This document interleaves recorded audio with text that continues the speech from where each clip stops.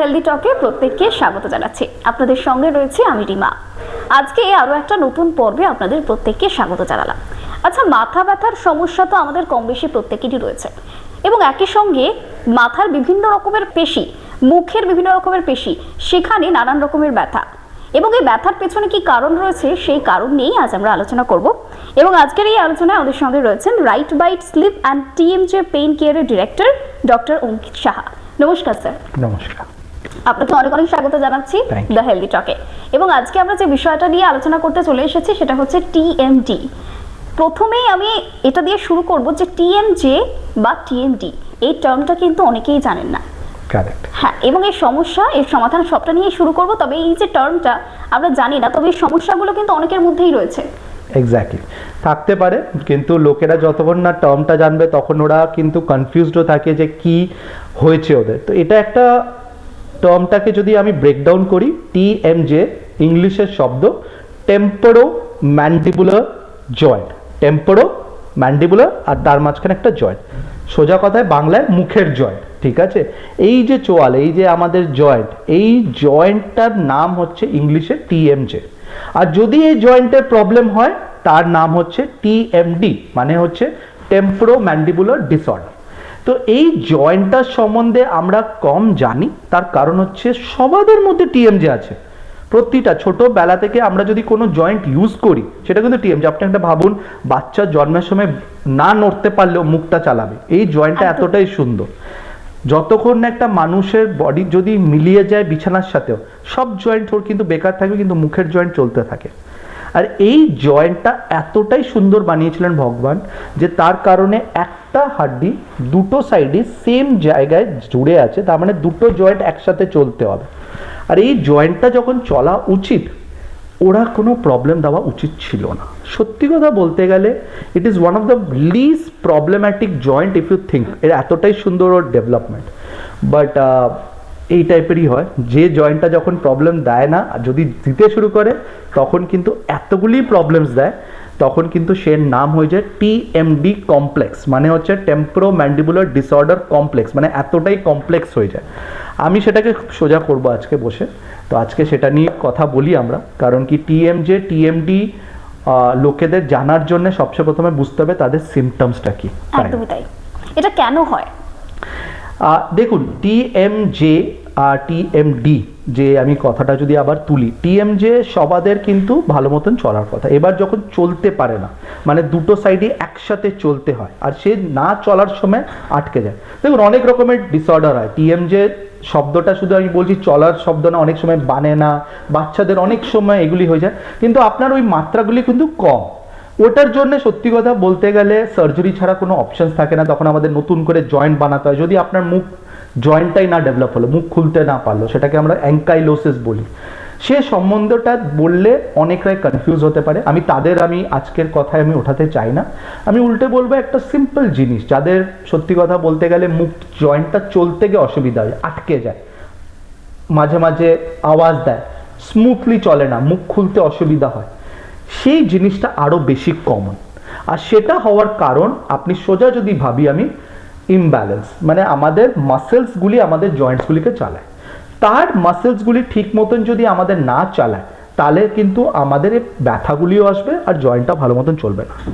তার থেকে আমরা ভেতরে যাই, মাসেলটা কেন খারাপ হচ্ছে। সেই মাসেলটা খারাপ হওয়ার কারণ মাঝে মাঝেই হতে পারে আপনার একটুখানি ওটার মধ্যে স্প্যাজমস, বেশি ওভার ইউজ করা, সেটা আপনি হতে পারেন বেশি আপনি খুব চেবালেন, কথা বললেন, which is something that happens with everybody. একদম, ওটা একটা অ্যাকিউট প্রবলেম। মাঝে মাঝে একটু হলো ঠিক আছে, বাট কন্টিনিউয়াসলি হচ্ছে, তার মানে কিন্তু এটা শুধু কথার বলার জন্য বা চেবানোর জন্য হবে না, তার থেকেও একটা ডিপ ফাংশন এসে যায় মাঝে মাঝে, যেটা নিয়ে আজকে আমরা একটু বুঝবো। যে আমাদের মুখটা বানানো হয়েছিল খাবার খাওয়ার জন্য, কথা বলার জন্য। মাঝে মাঝে নিঃশ্বাসটা ওই দিক দিয়ে যেত যখন আমাদের নাক দিয়ে নিঃশ্বাসটা এনাফ যেত না। সাপোজ আমাদের জিনিসটা, মুখটাই বেনে যায় মূল এরিয়া যেখান থেকে আমি নিঃশ্বাস নিচ্ছি, তার মানে ভাবুন তো জয়েন্টের উপরে কতটা প্রেশার বেশি পড়ে। আর সেই জয়েন্টটা যদি 24 ঘন্টা কাজ করছে আপনার নিঃশ্বাস নিতে হেল্প করতে আর চালানোর জন্য, সে জয়েন্টটা কি আর বেঁচে থাকতে পারে? কারণ ওই জয়েন্টটা বানানোই হয়নি ওটার জন্য। আস্তে আস্তে মাসেলসগুলি ক্র্যাম্প হয়ে গিয়ে আরও প্রবলেমসগুলি বেড়ে যায়। তো সোজা কথায় অনেক কারণ থাকতে পারে, ভিটামিন ডি থেকে, ক্যালসিয়াম থেকে, ওই কারণগুলি আমরা সত্যি করে বলতে গেলে বাকি জয়েন্টসকেও এফেক্ট করবে, সেই জয়েন্টসগুলিকেও আমরা কিন্তু ঠিক করতে পারি। বাট শুধু যদি এই জয়েন্টটাই বেশিরভাগ ড্যামেজ হচ্ছে তখন আপনাকে বুঝতে হবে আপনার এই জয়েন্টটা ওভার ইউজ হচ্ছে। ওভার ইউজ হওয়ার কারণটা মাঝে মাঝে হতে পারে অ্যাজ সিম্পল অ্যাজ মুখ দিয়ে নিঃশ্বাস নিচ্ছি বা মাউথ ব্রিদিং। এই মাউথ ব্রিদিং শব্দটাই একটা জিনিস যেটা মানুষরা না, ওটার জন্য কোনো টেস্ট পাওয়া যায় না, মানুষরা বিশ্বাস করতে চায় ওদের মধ্যে আছে। একদমই একদমই। এই যে আপনি ভাবুন তো, আপনি একটা কথা বলতে বলতে মুখ শুকিয়ে গেল, ঠোঁটটা শুকিয়ে গেল, বারবার আপনি লিপ বাম লাগাচ্ছেন, this can be one of the smallest symptoms of mouth breathing. Continuously এটা এতটা নিচ্ছে। তো এই যে জিনিসটা হচ্ছে, এটাকে সেই জন্যই আমি বললাম এতটাই কমন, মাঝে মাঝে লোকেরাও জানে না যে ওরা সাফার করছে, আর তারপরে আস্তে আস্তে এটা বেড়ে যায়। একদম। এবং আপনি যেটা বললেন মুখ দিয়ে নিঃশ্বাস নেওয়া, এটা তখনই আমরা করি যখন আমাদের ঠান্ডা লাগে, Correct. সর্দি হয়, কাশি Correct. হয়, তখন নাকটা বন্ধ রয়েছে, Exactly. ডেফিনেটলি আমি যখন ঘুমোচ্ছি আমার মুখটা ওপেন হয়ে যাচ্ছে, আমি মুখ দিয়ে নিঃশ্বাস নিচ্ছি। Absolutely. এবং এই যে সমস্যাটা রয়েছে অনেকের মধ্যেই রয়েছে, তারা ধরতে পারছেন না যে টিএমডি কিনা এটা। Exactly. তাদের উদ্দেশ্যে কি বলবেন? অ্যাবসলিউটলি গুড, খুব ভালো কথা বলেন। এই যে মুখ খুলে সর্দি কাশি আপনার যদি লাগে, আপনার তখনই মুখ খুলে করছেন, এটা হচ্ছে বড় ইভেন্টস। কথাটা রয়েছে, আপনি যদি ভাবুন, আমরা যদি অন্যভাবে দেখি, এটাকে খুব সুন্দরভাবে যদি দেখি, হ্যাঁ নাক বন্ধ আছে, মুখ দিয়ে নিঃশ্বাস নিচ্ছেন, এক্সেলেন্ট। হোয়াট ইফ মুখ দিয়ে নিঃশ্বাস নিচ্ছে তার জন্য নাক বন্ধ হচ্ছে? এটা ভাবলে কিরকম কিরকম লাগবে বলুন তো? অবাক লাগলেন, রাইট? বাট সিম্পলি ভাবুন, আপনার নাক দিয়ে নিঃশ্বাস আর মুখ দিয়ে নিঃশ্বাস নেওয়ার মধ্যে কিছু তো নিশ্চয়ই ডিফারেন্স আছে। নাক দিয়ে যখন নিঃশ্বাস নেন, আমাদের কিন্তু ফিল্ট্রেশন, বডির একমাত্র ফিল্ট্রেশন সিস্টেম এখানে নাকে অলরেডি তৈরি আছে, যেখানে আপনার কোনো ব্যাকটেরিয়া, ভাইরাস, অ্যালার্জেন্স, পোলেন্স সব ফিল্টার আউট হয়ে যাচ্ছে। তার জন্য কিন্তু দেখবেন আপনার নাকের ভেতরে আপনি একটু ময়লা জমে, এ জমে, সব রুকে যাচ্ছে এখানে।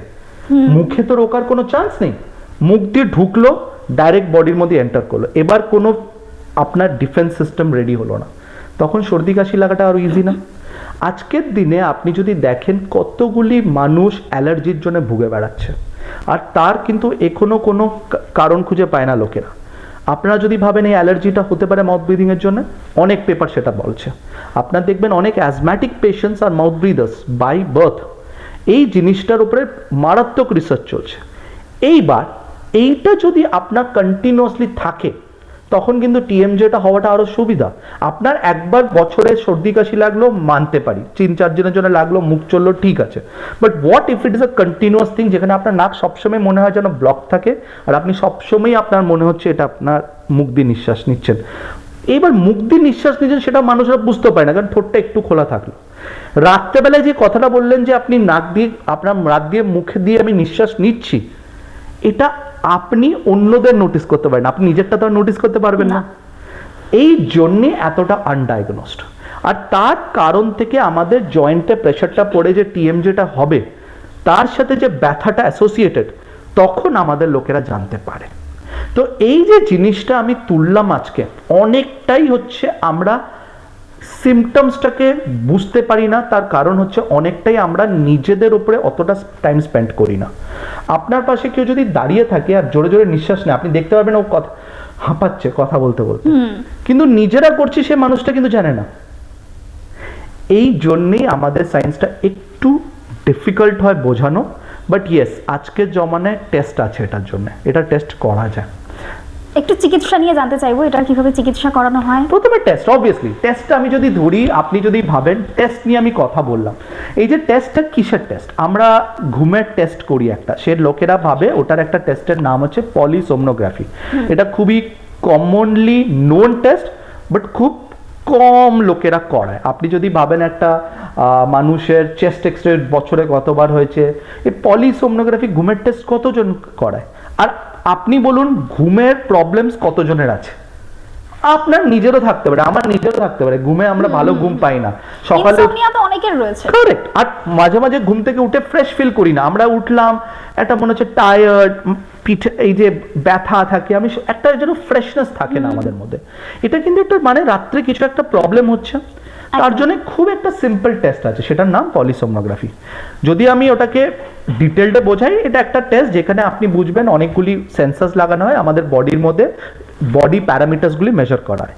কিন্তু আমাকে যদি কেউ জিজ্ঞেস করে আমার মতন ডাক্তারকে যে পলিসোমনোগ্রাফি আর স্লিপ অ্যাপনিয়া কি আমরা দেখতে চাইছি, সোজা কথায় আমাদের এয়ারওয়ে ডিস্টার্বেন্স, আপনি কতটা নিঃশ্বাস নিচ্ছেন আর কিভাবে নিঃশ্বাসটা নিচ্ছেন, মুখ দিয়ে নাক দিয়ে নাকি নিঃশ্বাস রুকে যাচ্ছে, এটাই পলিসোমনোগ্রাফি দেখে।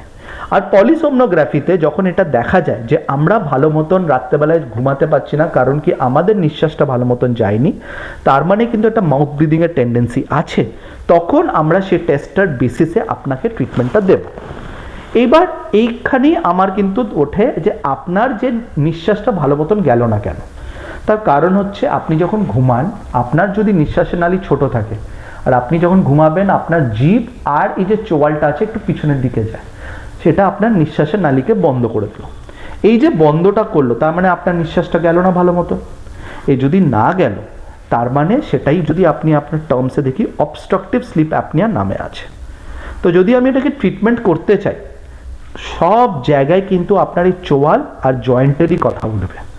সোজা কথায় কিন্তু এটার অনেক রকমের ট্রিটমেন্ট ডাক্তাররা বলে, সার্জারি বলে, যেখানে আপনার এই যে এয়ারওয়েটা আছে সেই এয়ারওয়েটাকে আমরা বড় করি, বা আমরা মাঝে মাঝে করি কি যে আমরা সিপ্যাপ বলে একটা মেশিন দিই, সেই মেশিনটা দিয়ে আমরা নিঃশ্বাস দিই, একটা পেশেন্টকে অক্সিজেন দিই, বলতে পারেন এয়ার দিই, পুশ করে দিই একটা কন্টিনিউয়াস প্রেসারে, যাতে আপনার এয়ারওয়েটা খুলে যায়।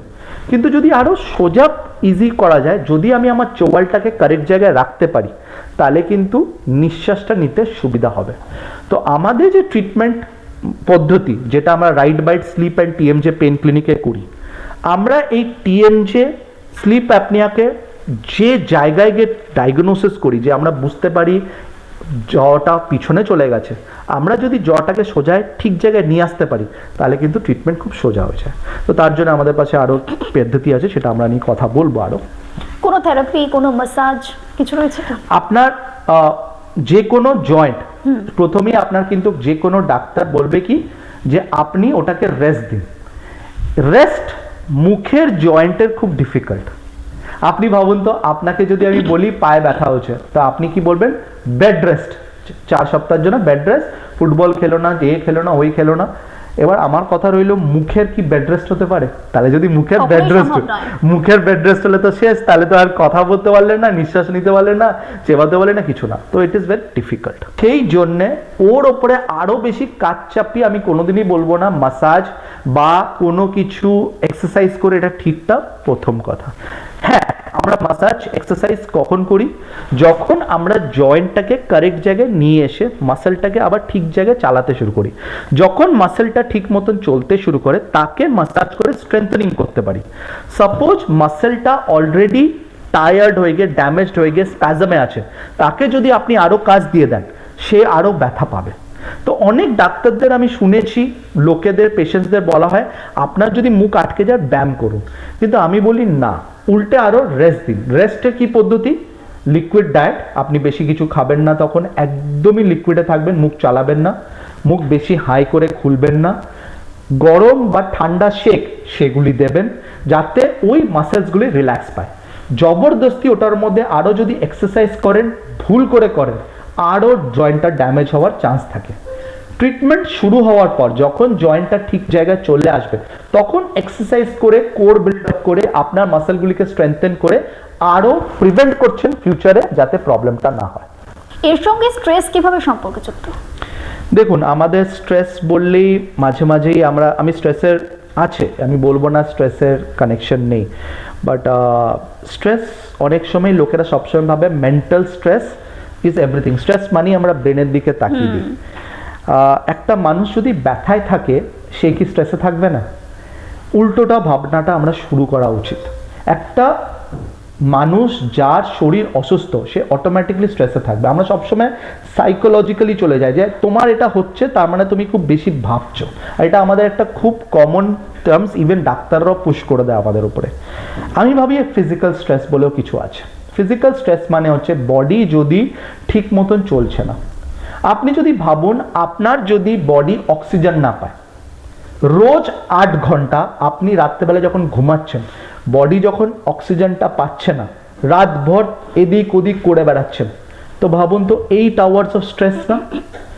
Physical stress. এই টার্মটাও আমরা ইউজ করা উচিত, কারণ এই টার্মের ওপরে আমি আরো বিশ্বাস করি। স্ট্রেস যখন কথা হয়, স্ট্রেসটা আমরা যদি ফিজিক্যাল স্ট্রেসের উপরে করি, তার মানে তার ট্রিটমেন্ট আছে। মেন্টাল স্ট্রেস বলে আপনি খুব একটা জায়গায় আপনি একটা পেশেন্টকে বেঁধে দিচ্ছেন। আপনি বুঝতে পারছেন যে আপনার আজকে মেন্টাল স্ট্রেস কার নেই? আপনার জবে আছে, আমার জবে আছে, আমাদের বাবা মাদের আছে, আমাদের ছেলেদের আছে, স্কুলের স্ট্রেস, সব কিছুরই কোনো কিছুই আমাদের কিন্তু স্ট্রেস লাইফ থেকে বেরোনো যায় না, বাট ফিজিক্যাল স্ট্রেস থেকে বেরোনো যায়। যেটা আমি ট্রিট করতে পারি সেটা নিশ্চয়ই ট্রিট করা উচিত। আপনার যদি মনে হয় যদি আপনার বডিটা এনাফ রেস্ট পেল না রাত্রেবেলায়, তার মানে ইটস স্ট্রেস, আপনার সেই স্ট্রেসটা সারা দিনের জন্য গেল। একেবারে। তো এই যে ঘুমটাকে যদি আমরা ভালো করতে পারি, তাহলে that's work done, that is half the stress in your life done. সেটাকেই আমরা ঠিক করি। তো আমরা জটাকে যখন আগে নিয়ে আসি, ব্রিদিং প্যাটার্নসটাকে আমরা বেটার করি, আপনার অটোমেটিকলি একটা স্লিপ প্যাটার্ন, আপনি সাইড হয়ে শোবেন না, ঠিক হয়ে শোবেন, এই সব কিছু ঠিক হয়ে যায়। একেবারে। এবং এই সঙ্গে আরেকটু জানতে চাইবো যে লাইফস্টাইলে ঠিক আর কি কি পরিবর্তন করলে এই যে ডিসঅর্ডার যে সমস্যাটা নিয়ে আজকে আমরা আলোচনা করছি, এর থেকে খানিকটা নিজেদেরকে দূরে রাখা যায়? আমি যত ডিপে যাচ্ছি আপনাকে এবার বোঝাবো যে কেন এটা হচ্ছে। আপনি যদি, আমি একটা শব্দ আমি বারবার এটা ইউজ করছি, আমাদের নিঃশ্বাসের নালী। তো নিঃশ্বাসের নালীর পার্টটা যখন ওঠে, আপনি বুঝতে পারবেন নিঃশ্বাসের নালী কিন্তু একদিনে বানানো হয়নি, জন্মের থেকে আছে। তো অনেকগুলি প্রবলেমস টিএমজের কিন্তু আমাদের হাতে থাকে না। আপনার যদি টিএমজের প্রবলেমসগুলি হওয়ার জন্য তৈরি হয়ে যায় from birth, when you have something as জিভের প্রবলেম কল্ড টাং টাই, জিভটা তুললেই দেখবেন একটা ছোট মতন একটা জিনিস কানেক্ট করে থাকে আমাদের নিচের পার্টের সাথে। সেটা যদি আমরা কারেক্টলি যদি না অ্যাটাচমেন্ট থাকে, সাপোজ যদি অ্যাটাচমেন্টটা সামনের দিকে হয়ে যায়, তার মানে জিভটা ভালো মতন মুভ করতে পারলো না, জটা গ্রো করতে পারলো না, দাঁতগুলি ঠিক মতন আসতে পারলো না, নিঃশ্বাসের নালী অটোমেটিকলি ছোট হয়ে গেল, কারণ জিভটা পিছনে গিয়ে বসতে শুরু করে যাবে। তার মানে আপনার কিন্তু হাতে খুব কম জিনিস আছে যেটা আপনি করতে পারবেন যদি এই প্রবলেমসগুলি জন্ম থেকে থাকে। It becomes a young age problems. আপনার হতে পারে একটা ছোট বাচ্চার থেকে এটা হতে পারে, কারণ ছোট বাচ্চাদের দেখবেন আপনি মুখ খুলে ঘুমানোর একটা অভ্যাস থাকে, ল্যালা পড়তে অভ্যাস থাকে, আপনি দেখবেন ছোট বাচ্চাদের সর্দি কাশি লাগতে থাকে। এই যে জিনিসগুলি মাঝে মাঝে তো আমাদের, আপনি যদি টাঙের প্রবলেমস নেয়, আমি যদি ঢুকতে চাই, আজকাল এতটাই এটা উন্নত, আপনি দেখবেন যার বাচ্চারা দুধ খেতে পারে না because of breast feeding A problem হয়, কারণ কি ওরা মুখটা ভালো মতন ল্যাচ করতে পারছে না। All of this is connected to our tongue and our জ, অ্যান্ড এটাকে আমরা এত ডিপলি যাচ্ছি। কিন্তু হ্যাঁ, সাপোজ আপনার প্রবলেমগুলি আপনার বাচ্চাবেলা থেকেও হলেও, আপনি যে কোশ্চেনটা আমাকে তুললেন যে আমরা লাইফস্টাইলে কি চেঞ্জ করতে পারি যাতে এটা করতে পারি, হ্যাঁ, সফট ফুড খান, চেবাবেন, বেশি কোনো হার্ড চিজ চেবাবেন না, কোনো বড় জিনিস করে নিজেকে, আমাদের একটা কম্পিটিশন থাকে যত মুখ বড় খুলতে পারি, আমরা নিজের আঙ্গুল ঢুকে চেক করি কতটা খুলছি, অ্যাভয়েড দ্যাট। একটা বড় জিনিস আমি যখন মানা করি লোকেদের একদমই করতে জয়েন্টের দিকে, সুপারি খাওয়া। সুপারিতে আমাদের একটা মুখের মধ্যে ডিজিজ হয় যার নাম হচ্ছে OSMF, ওরাল সাবমিউকাস ফাইব্রোসিস, মুখ আস্তে আস্তে আস্তে কমে যায়। সেটাতে আমিও ট্রিটমেন্ট করতে পারবো না, তার কারণ হচ্ছে যদি জয়েন্ট আর মাসেলসগুলি ডেড হয়ে যায় সুপারির জন্য, তখন তো আর কিছুই করা যাবে না। এগুলি অ্যাভয়েড করতে হবে। শোয়ার সময়, ঘুমের সময় আপনাকে দেখতে হবে যে আপনারা যখন ঘুমাচ্ছেন, অনেকরাই লেফট হয়ে শোন, রাইট হয়ে শোন, পিঠে হতে শুতে পারে না, উল্টো হয়ে শুতে চান। এই সব জিনিসের জন্য আমাদের পাশে বুঝতে হবে যে এই যে জিনিসগুলি হয়, সেটা হয় বিকজ আপনি ভালো মতো নিঃশ্বাসটা নিতে পারছেন না। লোকেরা লেফট হয়ে শুতে বলে, আমি সেটা বিশ্বাস করি না। তার কারণ হচ্ছে যে আপনারা যদি লেফট হয়ে শোন, হ্যাঁ, নিঃশ্বাসটা একটু ভালো যাবে, কিন্তু আপনি আরো প্রবলেমস ডেভেলপ করে যাবেন। তখন কিন্তু ঘাড়ের ব্যথা, সকালে উঠে দেখবেন আপনার ঘাড়টা আটকে আছে, আমরা স্পন্ডিলাইসিস বলে ছেড়ে দিই ওটাকে। আমরা ভাবি বিছানা বালিশটা খুব শক্ত ছিল, এই কিন্তু আমাদের ঘাড়ে ব্যথা হলে আমি আজকে বাজেভাবে শুয়েছি। এই জিনিসটা কিন্তু আমরা খুব প্রতিদিনই কথা বলি, আমরা বাড়িদের মধ্যেও কথা হয়, কিন্তু এটা হচ্ছে কারণ কি আপনার কিন্তু একটা আন্ডারলাইং প্রবলেম আছে, সে প্রবলেমটাকে সলভ করুন। আমি রাদার ভাবি যে লাইফস্টাইল প্রবলেম চেঞ্জ করবেন কেন, ট্রিটমেন্টটা নিন, লাইফস্টাইল সব কিছু অটোমেটিকলি ঠিক হয়ে যাবে, সোজা কথায়। একেবারে। এবং আজকের এই পর্ব আমি যেটা দিয়ে শুরু করেছিলাম, মাথা ব্যথা, বিভিন্ন প্রকারের মাথা ব্যথা রয়েছে। মাইগ্রেন একটা টার্ম সকলের কাছেই খুবই পরিচিত, এবং সাইনাস, এগুলোর সঙ্গে টিএমডির কি সম্পর্ক? Thank you. হেডেকস, মাইগ্রেনস, এই যে শব্দটা আছে আমাদের পাশে খুবই এতটাই প্রচলিত হওয়ার কারণ হচ্ছে এটা মিসডায়াগনোসিস টার্মসও। আপনি যদি ভাবেন মাইগ্রেন কি করে তৈরি করা হয়, মাইগ্রেনের আমাদের কোয়েশ্চেনার ফিল করতে হয়, কিছু কিছু সিমটমস আমরা ভাবি এক সাইড হোক বা এই সাইডে আমাদের অরা হোক। আমরা কিন্তু যখনই আপনি কোনো মাথা ব্যথার পিকচার দেখবেন, নেটে সার্চ করুন, আপনারা দেখবেন এখানে আমরা ধরে আছি। এটা কিন্তু মাথা ব্যথার একটা প্রথম, আপনারা ভাবুন তো চোখ বন্ধ করে একটা মাথা ব্যথার লোকের আপনি বুঝবেন কি করে, মানুষটা এমনি করে ধরে এমনি করে নড়াচ্ছে। এই জায়গাটার নাম হচ্ছে টেম্পল বা টেম্পোরালিস মাসেল। এটা একটা বড় মাসেল, যে মাসেলটা ডাইরেক্টলি আমাদের জয়েন্টের সাথে কানেক্টেড। টিএমজের যে টিটা আছে এই মাসেলটা আর এই এরিয়াটার জন্যই কানেক্টেড। তো এই জয়েন্টটা যদি না খারাপ হয়, এই মাসেলটা যদি না ড্যামেজ হয়, তাহলে কেন স্যারিডন কাজ করবে, কেন আপনার কোনো মাসেল রিল্যাক্সেশন কাজ করবে আপনার এটার জন্য? মাথা ব্যথাটা আমরা যদি ব্রেনের ভেতরে দেখি আপনার সিটি এমআরআইতে ধরা পড়বে। অনেক সময় আপনি দেখবেন ওটার মধ্যে আমাদের কিছু টিউমার্স থাকে, আমাদের কোনো কিছু নার্ভ ড্যামেজ থাকে। আমি সেই জিনিসগুলি নিশ্চয়ই নিউরোলজিস্টরা ভালো মতনই এটাকে ডায়াগনোসিস করে। আমাদের আজকালকার জমানায় neurologist with advance city imaging, MRI imaging খুব ভালো করে বের করতে পারে। বাট সাপোজ ওইগুলি নেগেটিভ এলো, সিটি এমআরআই সব কিছু নেগেটিভ এলো, তখন কিন্তু আপনাদের ভাবতে হবে এখানে কিন্তু একটা জয়েন্ট যেটা খুবই বেশি চলে, আর সে চলতে চলতে যদি আপনার মাসেলসগুলি ক্র্যাম্প ধরে যায় তাহলে কিন্তু রেগুলারলি মাথা ব্যথাটা হবে। আপনি ভাবুন মাথা ব্যথাটা মাঝে মাঝেই কেন আমরা সকালবেলা হয়, মাইগ্রেনসগুলি ঘুম থেকে উঠে দেখবেন মাথাটা ধরে আছে। সারা রাত যদি জয়েন্টটা চলে, মুখটা নিঃশ্বাস নেওয়ার জন্য দাঁত কটকট করে, আপনার যদি মুখ চালাতে থাকেন তখন এই মাসেলটা সারা রাত চললো। আপনি যদি আপনার না চলে, নিঃশ্বাস যদি না নিতে পারেন, মুখ দিয়ে কন্টিনিউয়াসলি নিঃশ্বাস চলে, যখন আপনার নিঃশ্বাস বন্ধ থাকে তখন মাথা ব্যথা হওয়াটা দরকার কিনা? তো এই যে সর্দি কাশি, সাইনাসের উপরে আমরা ব্লেম করি, আমরা নিউরোর জন্য ব্লেম করি, বাট সত্যি কথা কিন্তু এটা একটা টেম্পোরালিস মাসেল যেটা কিন্তু টিএমজের সাথে জড়িত। আর এই টিএমজেটা যখন ড্যামেজ হয় তখন কিন্তু আমাদের এই প্রবলেমগুলি আসে, বুঝলেন? তো সেই জিনিসের জন্য আমি বলি মাথা ব্যথার জন্য একটা টিএমজে ডাক্তার নিশ্চয়ই দেখান। হতে পারে বিনা ওষুধে, বিনা সার্জারিতে হতে পারে আপনি ভালো হয়ে যেতে পারেন।